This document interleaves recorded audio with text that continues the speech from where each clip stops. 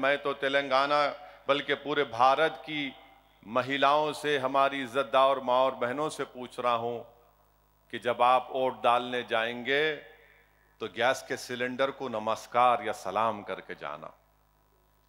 Gas का cylinder को नमस्कार और सलाम इसलिए करना क्योंकि गैस के सिलेंडर में मोदी जी ने जो हवा छोड़ी है, इतना महंगा गैस का सिलेंडर हो चुका है कि आज कितना 1200 रुपये, कितना हो गया?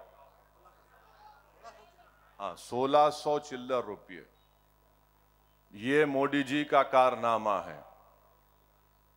यानी महिलाओं के नाम पर, खवातीन के नाम पर वोट तो हासिल किए, मगर आज गैस का सिलेंडर 1600 रुपये हो चुका है।